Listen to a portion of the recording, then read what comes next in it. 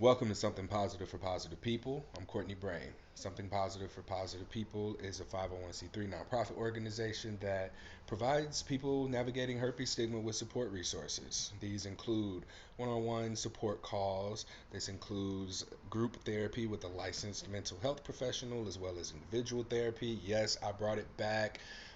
It was getting to a point where I now recognize how I can go about providing that service to everyone in a way that works for the nonprofit as well as the people who are participating in it. Um, if you have not noticed lately, I have been directing people more to the Patreon page as well as the support groups as well as the website, the newsletter. Please consider sending me your email address so that I can add you to our email list for monthly email updates with a newsletter that I'm starting to do because social media is really not working for me anymore. And I guess it's just the content of anyone in the realm of sexuality, sexual health, sex education, sex positivity. I think that all of our visibilities are suffering as of late. So I'm making a proactive effort to bring things more in house. The Something Positive for Positive People survey is still collecting response. If you have not responded yet, y'all, there are 10,000 podcast subscribers. I see the statistics on the website. I have like 800 something responses. There's no reason for that. It's been plenty of weeks and episodes that have dropped where I've mentioned the survey. So if you are someone who is living with herpes, take the time to fill this survey out. There's no reason we can't get 2,000 responses so that I can present this at various conferences to public health professionals so that I can at the very least make them more aware from a quantitative standpoint of how people living with herpes are impacted from a psychological standpoint so that we can do things to at the very least mitigate some of the stigma. And while we're on the topic of conferences, the Something Positive for Positive People Herpes Stigma Conference is going to be held virtually on Thursday, May 23rd, 2004. This will be the 5 year anniversary of Something Positive having nonprofit status. So tickets will go on sale in January.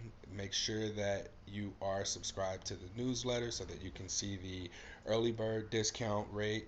Uh, what we'll do is have four speakers. I've got flyers for that on social media. You'll see that up on the website as soon as possible. But yeah, I think that that covers all of the announcements.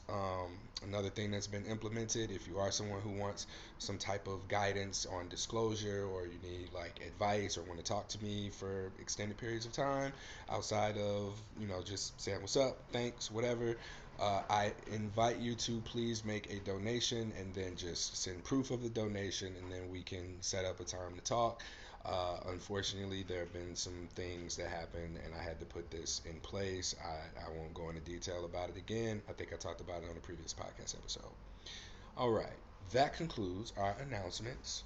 Right, today we have a guest who probably should have been on this podcast in 2020, but for whatever reason, um, we've just not done it until now, and divine timing, right? I think that we've had a solid number of experiences separately, as well as like collaboratively to have gotten us to the point of being able to just sit down and have a conversation about our perspectives of navigating herpes stigma. So I bring you the producer of the No Shame in This Game film documentary, Jolene Hernandez.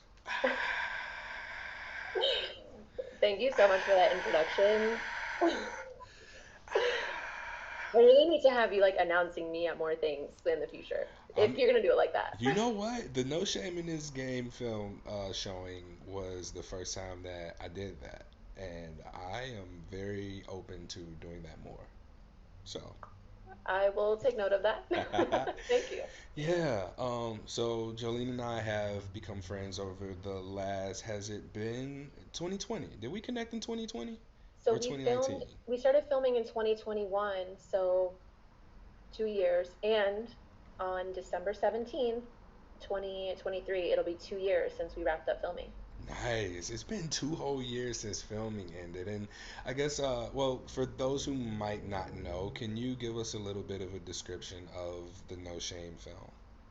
Sure. So, No Shame in this game is about seven STI positive people and their journey from, being ashamed to feeling empowered. That's it in a nutshell. I love that very concise description. Now, people are going to wonder how they can see this, where they can watch it. I know that it's not just out and available everywhere. So, how can people consume this media? hmm Okay, so there's a few things that people can do. I would say one, just follow our Instagram page, No Shame in This Game Film, because we will announce when we'll do screenings. And the reason why the film is not sort of out in the open is because we are entering it into film festivals. And some film festivals, like their entry requirements is that your film is not like widely available to, the world just yet. So once the film has had its film festival run, hopefully next year, 2024, we'll be at a ton of festivals. After that, I plan on putting it on a more permanent platform where people can watch it whenever they please. And if you are someone who has seen it and you would like to host some kind of like private screening with a group of people or an organization that you know, they should contact me and we can arrange something. Um, I don't think I knew that because I would have definitely reached out about I'm sorry. Well, that. surprise. Oh, all right. Well, maybe we can make this happen. So one thing that I'm doing with something positive that I didn't announce in any announcements, but it's going to be in a newsletter, is once a month I will host some form of a workshop for the Something Positive for Positive People community, where if it's not me, then it'll be someone in the realm of herpes, stigma, education, advocacy, to come and show their work.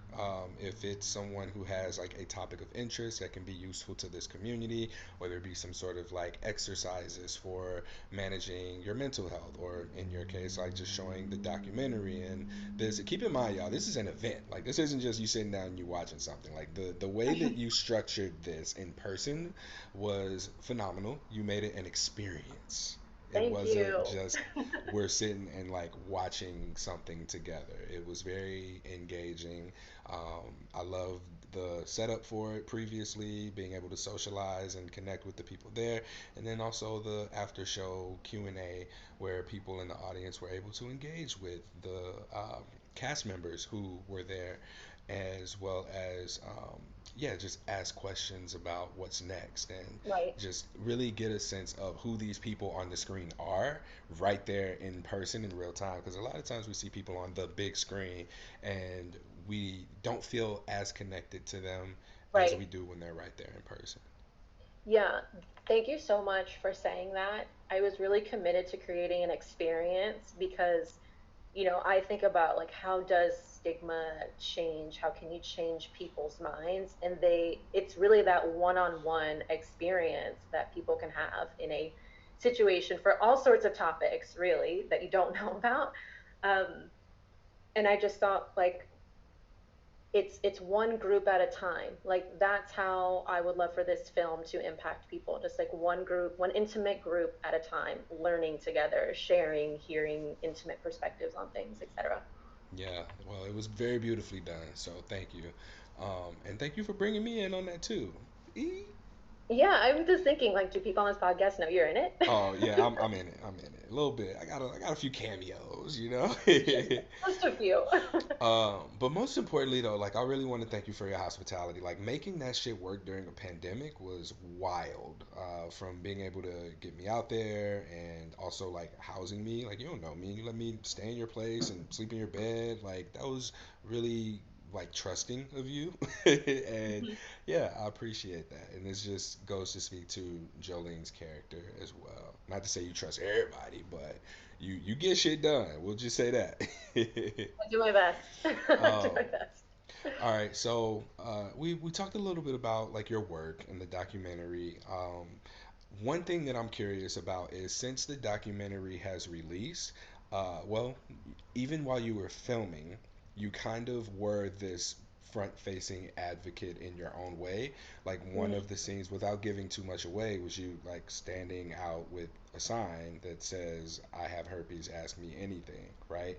So Yeah. I'm curious about your experience between filming and now, and how your advocacy and confidence have both changed since essentially coming out to the world as having herpes. Oh my gosh, what a loaded question. I think I need to like answer that in little bits at a time. So, and if you can just repeat like the first part of the question. It was during filming, what was my advocacy like? Just Yeah, so I can ask the question in two ways. So the first thank question being, you stood out in New York with a sign that says, I have herpes, you. ask me anything. Let's just say, start there. Talk me through that. Okay, so we for the film, like I was we are just about to say, not for the film. not for People the need film. to watch the Okay. film. I want to know like what you were challenged with. What were you like? How were you supported? What did you feel? Like, give me the emotion of, The I am emotion. putting a Okay. sign on my neck that says I have herpes, and I'm telling people to ask me questions, and I'm gonna stand out here. Yeah, so I just remember feeling so committed to what I was creating with the film. Oh, so it And ended up being about the film after all. it kind of, yeah, because I really channeled my energy into this project, is a very like emotional project for me. I got so much out of it. Hardest thing I've ever done and most rewarding thing I've ever done at to this point. Um, but really, I was just thinking like if I'm out here claiming that like I'm free and that my herpes status doesn't impact me, then this is cake. Like then I just do this. It's just like a thing I have to do. And so I do remember feeling like pretty jittery, like whilst putting the sign on. And it was really walking through the park, just entering it because the paths are more narrow and there's benches on either side, or rather on both sides of every path that you go into in Washington Square Park. And that's like when it felt the most intimate. I was like, oh, I know motherfuckers are looking at me right now. And for people who don't know me or ones who do, it's like I don't love being looked at. Like I don't love being the center of attention. And I'm like, well, this is just what it's gonna be today. And I just need to like receive the eyeballs and the energy. So I would say it was walking through that was the hardest part. And then once I sort of parked myself in a spot, I was like, taking deep breaths. I was like, all right, I'm good. I got my two guys here from the film crew. Like, I'm not totally out here alone. I knew if some weird shit happened, like, they would immediately stop filming and, they would have my back. So I wasn't totally alone out there. Um, but once I was out there longer, it definitely got easier. And I think people coming up to me and just genuinely wanting to know my story, like what am I doing out here, why am I wearing this sign, like answering those questions is what like made me feel comfortable. It just reminded me that at the end of the day we're all just humans trying to connect and understand each other. um, I'm trying to think if there's anything else to add to that. So that's like during, right, getting more comfortable, etc. But I would say it was really the next day that I just like randomly started sobbing. I was like, oh my God, that was so much like energy to have received from hundreds of people out in the world. Yeah, it was really after I slept on it that I was like, wow, that was fucking crazy. And I'm tired. And it I think it also made me think of my own story too of how I contracted herpes. And I'm like, I'm telling it in this way, but is that actually what happened? Is it? I don't know anymore. So, it just stirred up feelings like that. Mm-hmm. Um, and then after another day's rest, I was like, all right, I'm Yeah. back to normal. And actually, if you want to know something funny, at that time, I was working as like an office manager, executive assistant at this family office. And we filmed this particular scene in the park with the sign on a Sunday. And, the next day or Tuesday or something, I went back to work and my boss had pulled me into the room. We were having a conversation, something about like how I was showing up at work, and maybe they could tell I like wasn't feeling it as much or I was off, something like that. And my boss was like, I don't know if you're like shy or something. And like in my head, I was like, this man does not know me. Like if he just said that to my face right now, like he doesn't even know what I did 2 days ago. Like, ah, wild. Yeah. I would like to come back to something that you said early on, and it was Yeah. that you you didn't say this verbatim, but you didn't have the capacity to, I guess, like feel the general emotions of I'm telling everybody I have herpes because you were putting any and all of that anxiety, fear that was directed toward this bigger picture project that you had in mind, this creative outlet for expression.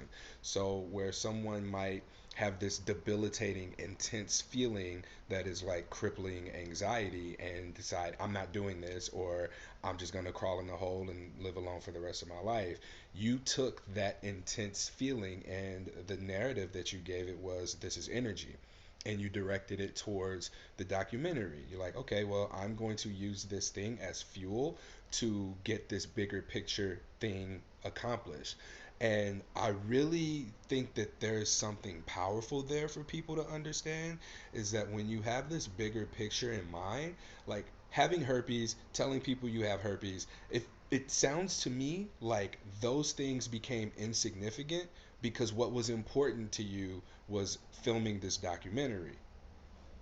Well said. Like my commitment to creating a resource that would empower people was far greater than any like little insecurity that I had. Absolutely.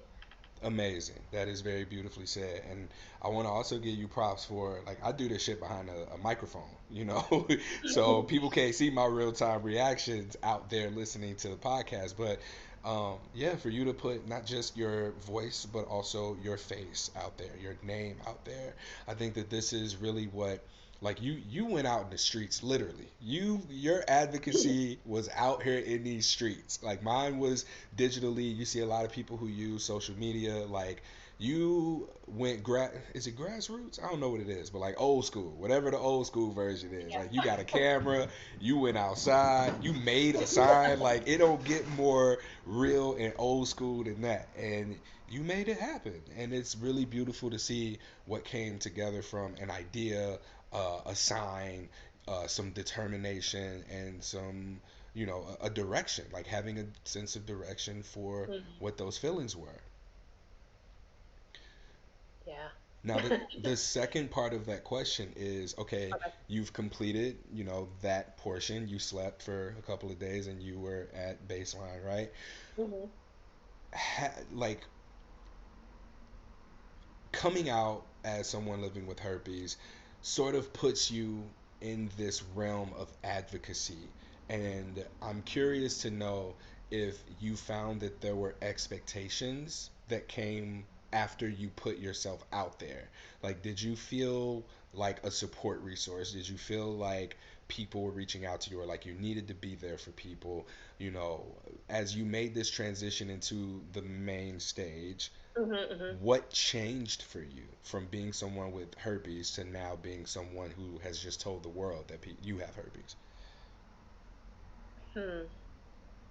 I think the main thing that changed is that I became more of a keeper of secrets of people in my life or that who were like in my orbit in some way. Like not until I shared my story, it, that's when I learned that people around me also had herpes as well. I feel like y'all can't see, but Courtney's nodding his head, so I'm sure he had like a similar experience too. So yeah, I just found that I became someone that people felt comfortable sharing these types of things with. Or when I was sharing about the project and what I was creating, even if the person I was speaking to didn't have herpes, they usually knew someone else who did and were like, I can't wait to tell them about this. Or it's really amazing you're doing that because I know so and so, they've been having a tough time or they feel insecure sometimes, etc.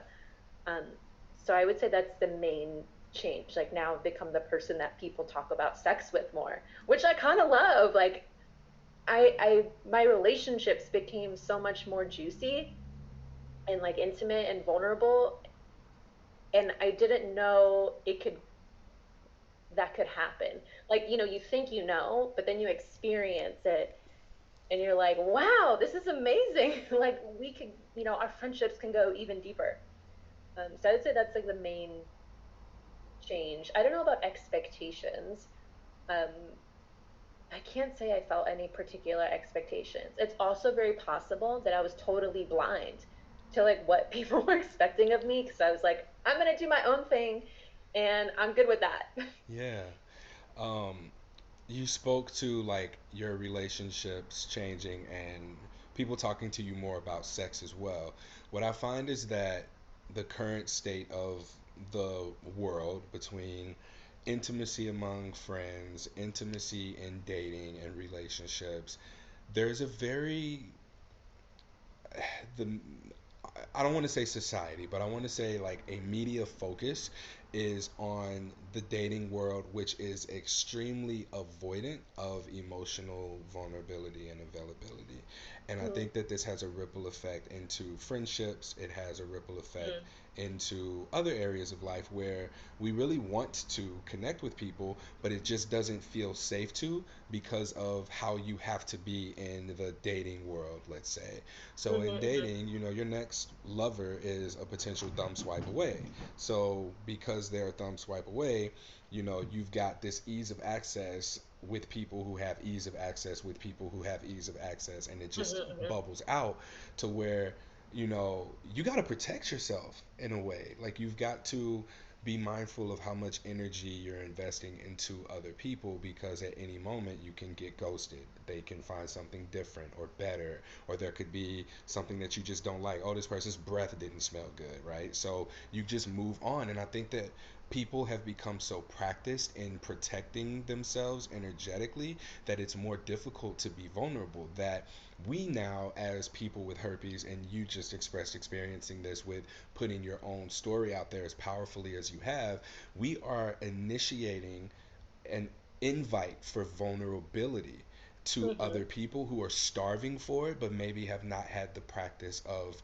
practicing being Right. vulnerable. So it makes it so much easier to open up to you about something that maybe they're struggling with, or to talk about something as taboo as sex, and for you to Right. be that safe person. So I, and I know you kind of feel this way, and I'll let you elaborate and tell your own story about how herpes has been sort of like a gift for you in that way of being able to open up in other ways. But that's essentially what this is if you choose to view it that way. Just like the crippling anxiety that others might have experienced, like it's Mm-hmm. just an intense feeling that we have.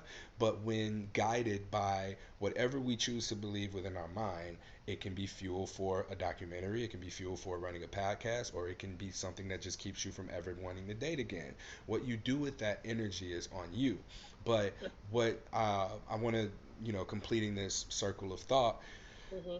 the expression of the vulnerability underneath your herpes diagnosis is what opens people up to wanting to be vulnerable with you as well. And we so often might lock into the possibility of experiencing rejection for herpes that we're Right. not looking at the possibility of accepting vulnerability and being accepted for that undercurrent of what hey I have herpes actually is. It's not hey I have herpes, is I had some experience with this thing and it was a challenge for me. I'm in the process of dealing with it. Here's what I'm learning about myself, and I'm wanting to connect with you. I recognize this may be a hesitance for you, and vulnerability, right? We don't see it that way.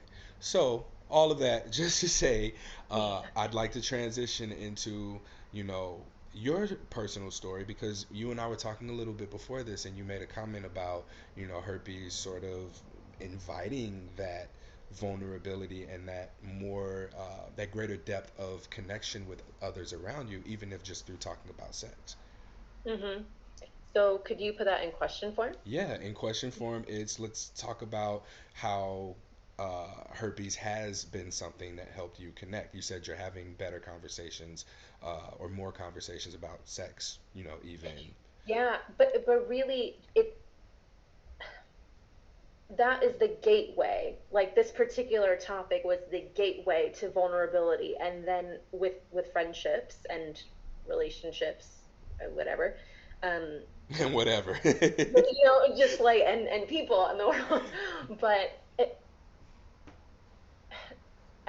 it's kind of like how you and I can connect so easily. Like we have that shared experience. If I'm being vulnerable with someone else, right, as you're saying, invite someone else to be vulnerable too. And then I feel like more things are put on the table, like from that point on. Um, and that's just super awesome. I don't know. I like the word that keeps coming up for me. It's like juicy. It's like, oh my gosh, life is amazing. People are the coolest. Like you just can't imagine what someone's going through until you have a conversation like that. Yeah. And how beautiful it is to be like the recipient of that information and feel like this person, like a weight on someone's shoulders is just lifted a little, or like you've just normalized something that they've been carrying for years. Like that's like it's so cool that we could do that for Mhm. others. And I don't mean like you and I, but just that people can do that for each other. um I don't know if that answers your question, but that's what's coming up for me. No, it does. And I want to also highlight here that you said, you don't know what people are going through. And I think we interpret that as like a negative thing, but we also, in these invitations for vulnerability, offer people to share um, some of their positives as well. Definitely. Like, what are your pleasures? Like, what are you experiencing in life that's Hmm. joyful, right? And just because we're presenting, oh, I have herpes, like I've learned that over the years for me, when I didn't really have like a bigger picture purpose and I was just trying to get laid, having to say I had herpes was just annoying. It was like, I got herpes, you okay with that? And Yeah. it's very transactional, and I have a Hmm. negative undercurrent to it, so it's going to be received in that way. But now disclosures are coming a lot sooner than I want them to, especially when people ask me, "What do you do?" So Right. I teach medical students to give genital exams. I work as a patient actor. I teach yoga. I run a nonprofit supporting people navigating herpes stigma. And people are Hmm. like, "Wait, what?" And that's just so interesting to It is. people. And you get into the details of it, and it's more about I dealt with this adversity in my life. It was challenging, and here's how I handled it. Here are some things that I've learned. Here's how I've connected with other people. Here's some healing that I've done for myself. Here's some healing Hmm. that's been offered to others through it. That's what people often hear in my disclosure now. And I imagine Hmm. that that's very similar for you when talking about the documentary as well. Is that, a similar experience that you have? Yeah, I would say so. I like to think that people are hearing something empowering, or like they're left feeling empowered in some way, shape, or form by my sharing what I'm up to. So similar to you, like because my like film is, well, my film is not quite public, but I do have some like very clear photos where it's like I have herpes, ask me anything. Like if people want to do a little search beforehand, like they're gonna find something.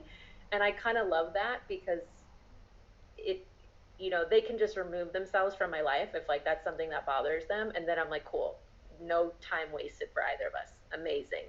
um but yeah, I'm finding that disclosures kind of are coming out as like, if someone were to ask me what my proudest accomplishment was, I'd be like, it was this film. And then the, question is, how did you get into the film? You're like, well, in 2019, like we can go, the whole way back with the story, and Yeah. how I got herpes, and like, how I use that energy to like create it to make this resource. Um, yeah, I definitely resonate with you on disclosures coming sooner than you anticipated, and it's perfect at the same Yes. time. Yes.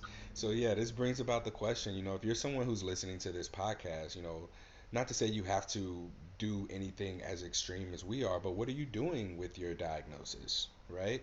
Um, why is this such a priority to you? My diagnosis itself wasn't a priority. It was more so supporting people who were talking about wanting to end their lives because of their diagnosis. So Yeah. that became more of a big issue to me than me dealing with my own diagnosis. And in your case, Mhm. it became about this creative expression of destigmatizing herpes. Or, I'll let you speak for yourself what the motivation was, and then I can loop in the point that I was trying to make if you're open Sure. to sharing that now.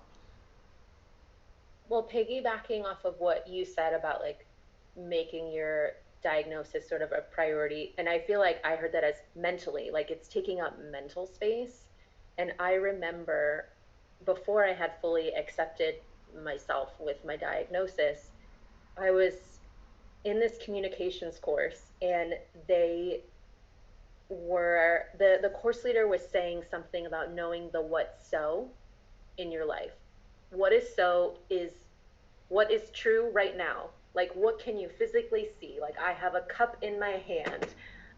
Courtney, you are in front of me virtually. Like, that is what's so. And I don't know why I took that. It just, my herpes diagnosis came up immediately. And I thought to myself, what is so about my herpes diagnosis? And so at that point in time, I had had two outbreaks. I had one in one year, I had one in another year. Let's say it takes me 2 days to figure out, am I having an outbreak? So that's 2 days. And then, I take my cycle of medication for 4 days or 5 days, whatever that is. Now we're at 6 days. And then, whatever, you just finish out the week and it's another 7 days. You had, I don't know, you can make it nine, whatever. So again, one outbreak a year, 9 days. There's 365 days in a year. Why are these 9 days taking up more time in the whole year? Why? It's just, and I don't know, I just saw it objectively like that. And I was like, okay, that's interesting, isn't it? Like, why is this taking up so much mental space? And something about seeing it in that objective way just gave me such freedom. I was like, I have a choice now about how I choose to be with my diagnosis. Like, I can actually choose now. I felt like in that moment I had the power. Like, I can choose to continue to be miserable, shrink myself, or not. And I was like, well, I have one life, and this shit does not seem like something that's worth holding me back in my one life. And then from there, I was golden. I was like, this doesn't weigh on me anymore. Like, I am just not gonna do that because I know what is so about my diagnosis. Yeah. Um, I totally forgot the other part of your question, but So you that's actually, something I can speak to about, like, you know, it taking up mental space that maybe doesn't need to. no, you actually answered what was going to be my next question, which was Oh, okay, great. going to be like between that person you were when you got your diagnosis and now, I guess like what happened, and you just spoke to the and what's so, what is so? Is that what it? Hmm. Okay, Hmm. the what is so, and I like that because it's a very practical exercise that anybody can do. What is so about my diagnosis, and you can objectively see around you or on you what's Hmm. happening rather than the stories that you can make up in your head about what this Oh, now yes. means about you. If you Oh, yes. say nobody's going to want to date me because I have herpes, all right, how many people have you asked to date you who said no, and who said no after you disclosed that you have herpes to them? And you don't often have that proof. So a lot of times we are living our lives around a narrative that is made up in our thought processes, and we are Oh, yes. responding according to that. Oh, God, yes. I totally remember being that person. Like, it was, I'll take you back. It was 2020. I had ended my relationship with someone in February of 2020. And then, pandemic happened. So I wasn't thinking about dating anyway. I was like, it's not the time. I also felt like that relationship was a little toxic for me. So I needed space regardless. But by fall of 2020, I was feeling myself, I was like, my mojo is back. I'm ready to get out there. And it was such a vivid moment. I was washing the dishes, like dancing a little bit, because that's just what I do. I just kind of bop. And then while I was really feeling myself, this I flash of truth, I say in quotes, because that was my truth at the time before I accepted myself. He was like, "Oh shit, you have to disclose to somebody. Oh shit, this dating's gonna be difficult. It's really gonna take something to find someone who accepts me." And I remember shrinking a little that day and accepting that as the truth for, maybe 2 months until I did that course and I just got this random thing. But I was so there. Um, and I was ready to brace myself for the world of dating and how difficult it would be. Um, and then it wasn't. It wasn't. But I needed that course that I didn't know, right? I was working on communication and I got this instead. And I'm so grateful for that. Um, but yeah, I really got it's mental. It's totally made up. And maybe it's very possible that if I had seen some empowering stories about herpes in my pre-acceptance time, it could have helped. Maybe, I don't know. Um, but those stories certainly weren't out there at the time, or they weren't accessible to me. I have a silly question that popped into my head because so much of this advocacy that I see from people, I think that it stems from some sort of tragic realization around what dating is going to look like, nothing else, right? So Mm. let me ask you this. Do you believe that this would have still happened had you been in a relationship or had like let's say you disclosed to somebody and it was completely fine and you were in that relationship, like would this have still been something that you did? By this, you mean make a film? Yes, or be open about your status. Wait, you're asking? Why am I not following along? No, no, because I ask questions in a very weird way and I recognize this. I'll Okay, say okay. things to give context and then I'll ask a question and the question gets lost in the context because you're trying to hold on to everything.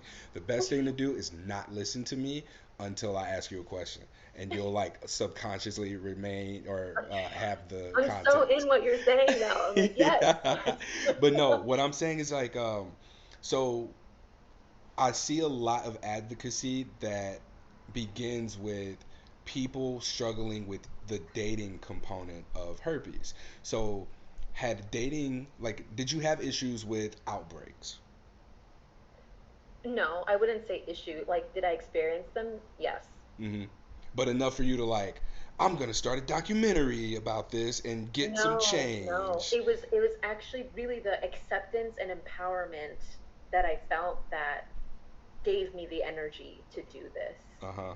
project. Yeah. All right. So I guess I'm projected because I think back and I wonder if I were to have not had issues with dating, I wouldn't have gone down the path of coming into this space because let's say I got on Tinder Mm. and the first person I matched with was cool with me having herpes and we are in a relationship and happily ever after.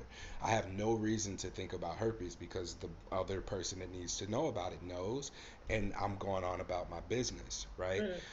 And I'm wondering, if that if if you didn't have to think about herpes from a relationship standpoint or even from the shame, like I'm wondering if you would have still found the motivation to produce a documentary or have this. I use advocacy as like a Mhm. blanket statement, but it's different for you because you created a documentary and it's not necessarily like you out here advocating on a consistent basis of Mhm. Mhm. any Yeah. particular component. Do you need me to ask the question one more, like one way? Well, I mean, I don't know, Courtney. I know, I've just it's a reason. like I'm asking for a reason. I'm asking for a no, reason. I know, I know. Well, I'm really thinking about it. The truth, the like first answer, I don't know. The second answer that comes up is I think so. Also, I don't know if you know that I contracted herpes from someone I was in a relationship with. Hmm. So that, you know, I don't, maybe that impacted me. I'm gonna say it did. Not that I can verbalize how per se, but there's that. And the other thing I'll say is and this is something I say in the documentary where, I claim to be like a free, or at that time, if I'm thinking back to 2021, it was like, who I want to be for people is freedom, which means I have to be free. And that was the area that I realized, like, I'm keeping a secret here. Like, I had already been positive for 2 years. Nobody knew. Like my two friends. And you know what? Both of my friends have masters in public health. So I knew like they weren't going to judge me. I'm like, they have the education to know that this shit is really common. But they knew, and then my partner. And then something about that, I was just hitting a wall. Like, ooh, I'm caring about my image here. Why? It doesn't matter. It really doesn't matter. And I was also kind of at the point like, if sharing with my friends and family is something that's going to cause them to, not be my friend anymore, like, why am I friends with them anyway? Like, obviously that's not the way you want to find out that someone's not your friend or that this person's not for you, but the reality is like that is what happens sometimes. And I was ready to like be with that, to be with whatever the outcome is. So, um, yeah, I don't know how else to say it other than I was feeling really empowered to be with whatever the result was in life. Better to know, I feel. um, and that was really the feeling that I wanted people to take away with this resource. Like, I asked myself, what would it be like if people could feel the feeling that I have right now, which is just, you know, unstoppable, not caring, taking up space. Like, we all deserve to feel and be that way. And like that's what I want for the world. Like that's a world I want to create. Um, and I needed to be it first, Yeah. you know? You saw where this was holding you back, and you decided to investigate that and explore that and then do something about it. Mm-hmm. The point that I wanted to get across here is that so many people, circling back to, the prioritization of herpes, it's, oh, dating and how that's going to look for me moving forward as the priority. Okay, if Mm. we dig a little bit deeper, if it's not dating, then what else is it? If dating isn't the issue, and you do this enough times and you get to the core of what it is, and it sounds like you were able to get to the core rather quickly. Oh, I'm feeling stuck. I'm blocked right here and I don't like this. What's happening? Investigate, explore, Mm-hmm. and then do something about it. So often I believe that I don't hear from people who I don't. I'm sorry, and I didn't mean to say it like that, but so often people I talk to are at a point where they recognize something's there, and they're waiting on other people to do something about it for them, whether that be me come out with another podcast episode Mm-hmm. or for there to be a cure for herpes, right? And there's always something there that can be done, and your experience is, a very beautiful example of that. While it might seem extreme to somebody, like, I'm not going to make a documentary. What, make your version of your own documentary. Like, what is your form of expression and getting that thing out there? Getting that Yeah. thing that's stuck within you to move. Making a priority of things that are bigger, of greater importance to you than just living with your herpes diagnosis. This is something that I want to challenge the listeners to reflect on, because this is a really beautiful, reflective experience that you're sharing with us that honestly anybody can have. Yeah. What's coming up for me and what you're saying is, why don't people want to share something like this? And it comes down to like, I'm going to look bad or I'm going to be judged. Like that is it. It doesn't have to be herpes. It could be some other thing that you like that seems weird, and I say weird in quotes, but you know, that's all it is. It's like, we all want to look good. I know I have my moments too, but I again, I'm just thinking of like the world I want to create. I think a world that would serve everyone better is just giving up looking good sometimes, you know? You'll find you'll be really alive on the other side of that. And I was at a point where I was ready to challenge myself to look bad and be with the results and feelings and all of that. Like it's all part of the human experience, you know? As someone who, you know, has always been so hell bent on looking good, or like that's been such a part of your identity, when looking bad, what feelings did that bring up for you? Mm. I mean, I was worried, like, am I about to lose some people I love over this? Like, are they gonna judge me? Like, I that's really what it was. I was like, I'm gonna be, am I gonna be judged by people? Are they gonna say things like, oh, she's so smart, but so dumb at the same time. Like, how does she get this? Like, she can't, like, her shit's not together. Like, like stuff like that is what was coming up for me. Mm. And again, I had enough energy, empowerment, self love in me that, I'd be willing to end some relationships if I found that it was going to go, Yeah, if it went in that direction. thank you for sharing that. Like, be willing to end those relationships. Some things that we hold on to aren't good for us, and the best thing No. that we can do is let go. And Hmm. getting to a place of letting go or being willing to let go requires that acceptance, for you to lean into the discomfort of, okay, well, if I lose this person, that's going to hurt. Wait, why is me losing this person going to hurt? Why am I concerned about losing this person? Why would I lose this person? Hmm. And if I did lose this person, would it really be as bad of a thing as I'm making it out to be?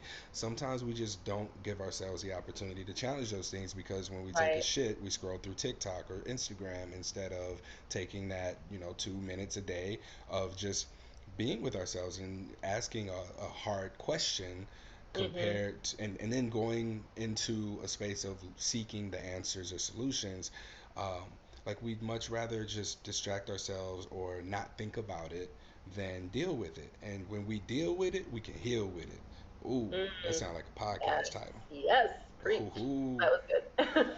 Uh, so I'm genuinely curious, like life after, producing a documentary, and I know that you've gone back to the workforce and you're working and you're still submitting to film festivals. I didn't mean to say submitting.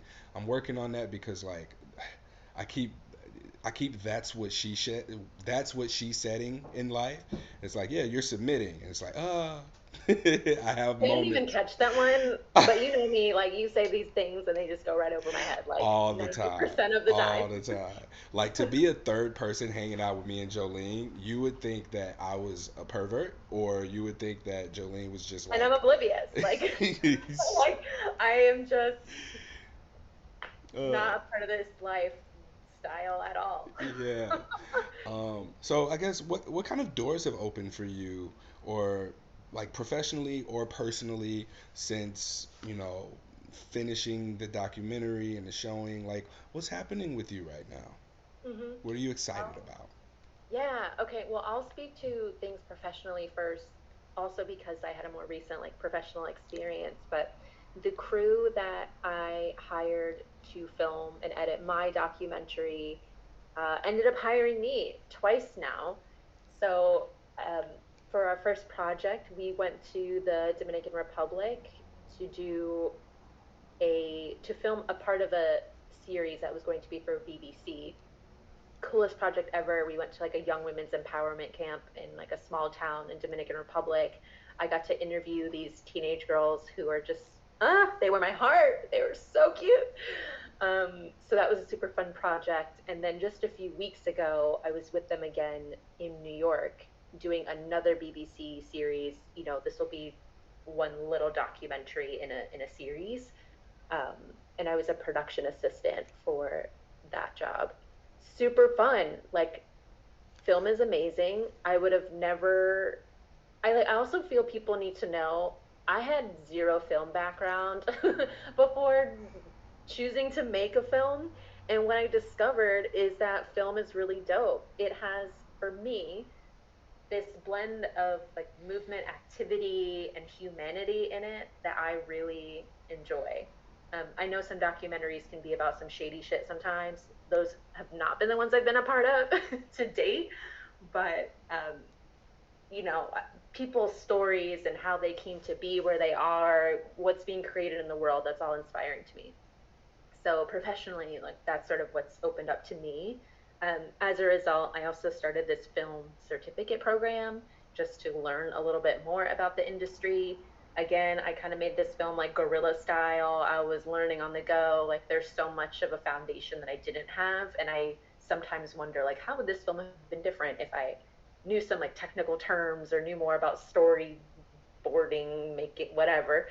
Um, so that's been super fun. And then on the personal side, wow, my relationship with rest has really come a long way since filming this documentary. And I'm very grateful for that because rest is important.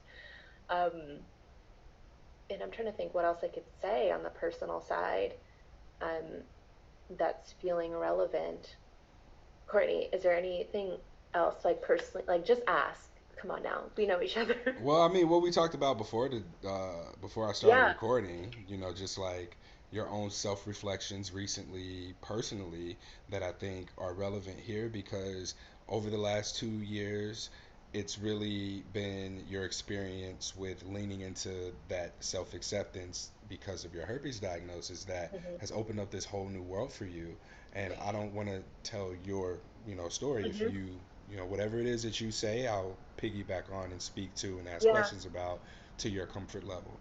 But I'm Sure. curious about like those self reflections that happened as a result of you beginning to accept your diagnosis. Sure. So I would say overall, the day, the month, whatever, that I really accepted my herpes diagnosis, I allowed that to be a new starting point in my sexual journey.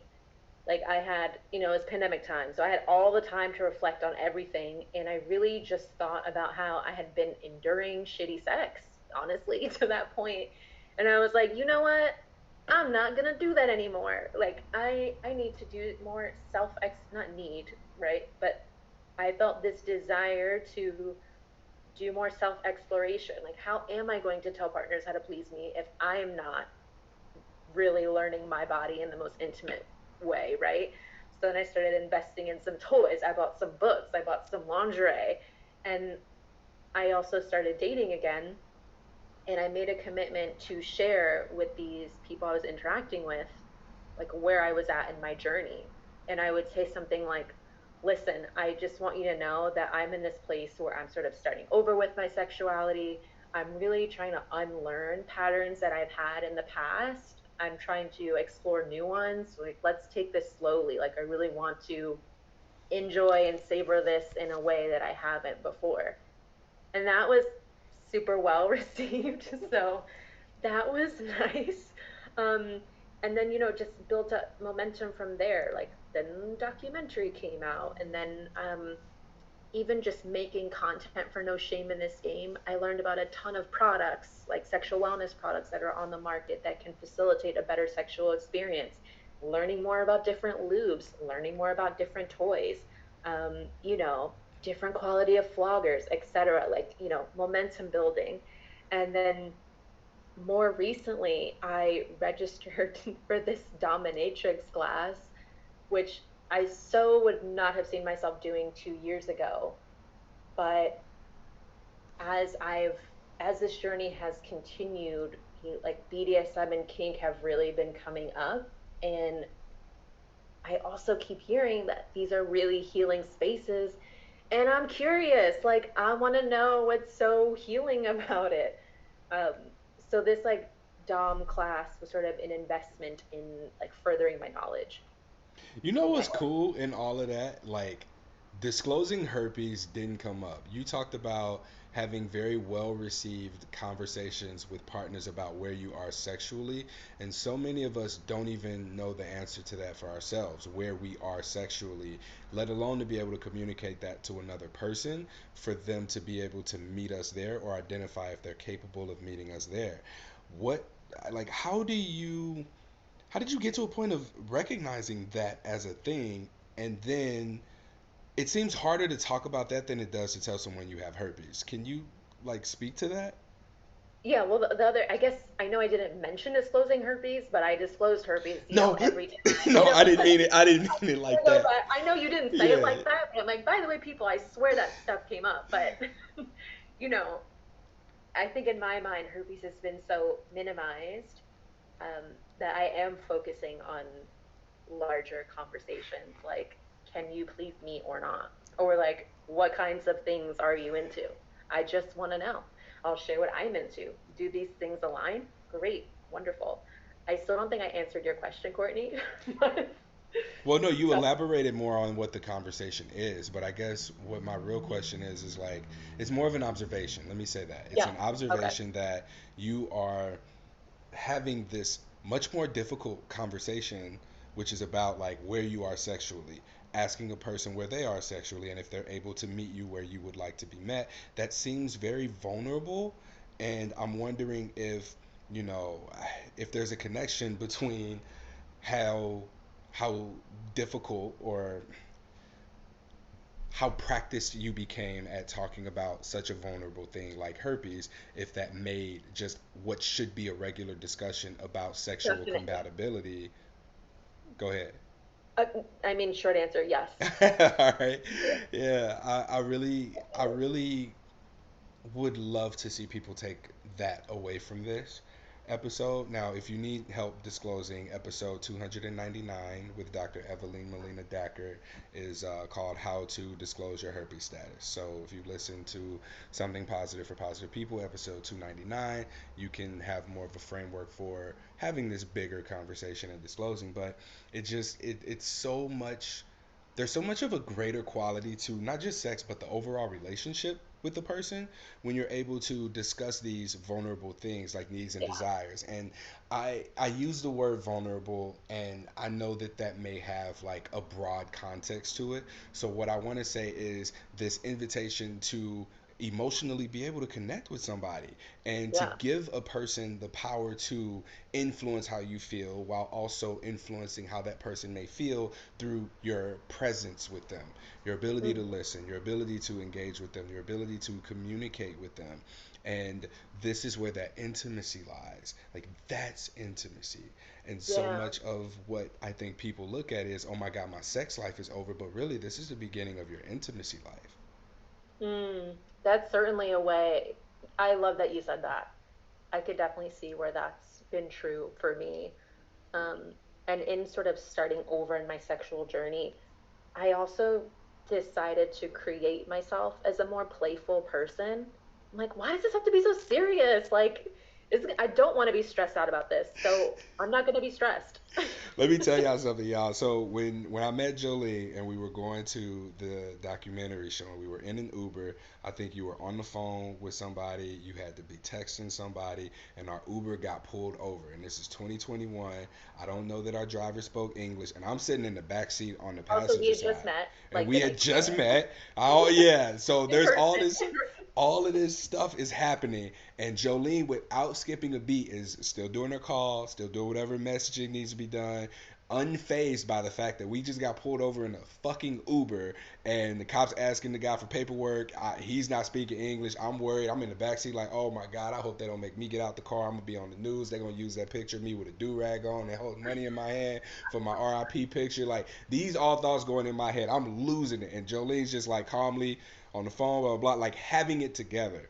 And that is so much of what, like, I've seen from you, especially professionally. So to hear you even like talk about playing, I'm like, what?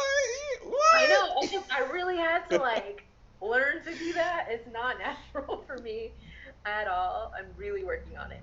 Really working on it. Yeah. Okay. Well, Jolene, I want to leave space for you to share anything that you want to share. How can people get in contact with you? And yeah, are there any closing remarks that you have?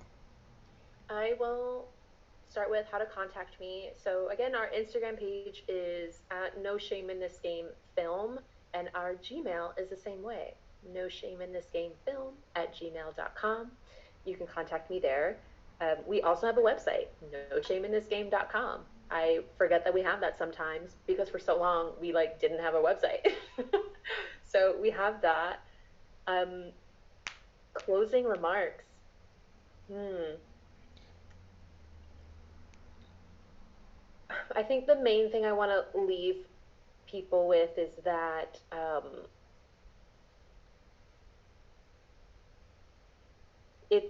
I would mostly want people to know that it's possible for you to get to an empowered place with your diagnosis. And even if you're not there right now, that is perfect. Like you may not be ready right now. You may need to do more healing or the therapy, whatever it is that's going to support you, that's fine. Wherever you are in your journey is fine. But I do hope people know that, it's possible for this to not weigh as much on their mind and that they can still have an amazing sex life and, they're totally worthy of having that amazing relationship, the juicy sex, like whatever it is that they want. Yeah. Well, this was a juicy podcast episode. Hey. Yeah, so many years later, but everything happens when it's supposed to, and I'm appreciative of you being a guest on here. I'm appreciative of our friendship, our working relationship, and yeah, I look forward to releasing this podcast episode and all the feedback that's gonna come from it. Um, yeah, that's it, Jolene. Thank you. Thank you so much. It's my first podcast ever. Thank you for Woo! that. I feel honored. Thank you for letting me be your first. That concludes this episode of Something Positive for Positive People. Please like, rate, review, share, subscribe to this podcast. And remember, the survey is still collecting responses at www.spfpp.org/survey. Mark your calendars, May 23rd, 2024, the virtual Something Positive for Positive People conference.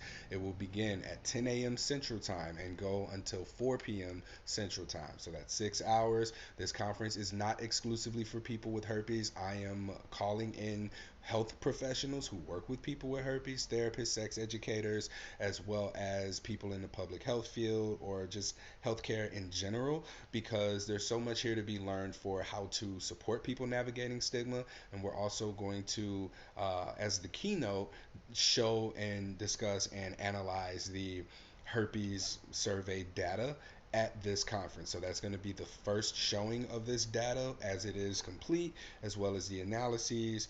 And leading up to that, what I'll do is monthly live podcast episodes that you can join virtually. You'll have details on the website for that, as well as my social media. But social media, again, isn't working with me. So stay in touch. If you can, just email me, Courtney at spfpp.org, your email address, so that I can add you to the email list and you can get updates via our monthly newsletter. This is launching in 2024. It'll just be a monthly breakdown of what's going on, where we're at, what your donations are going towards, as well as updates with Something Positive for Positive People events. I am very heavily focusing on the events space for 2024. So be on the lookout for all of that. All right. Thank you all for listening, and I'll catch you next time.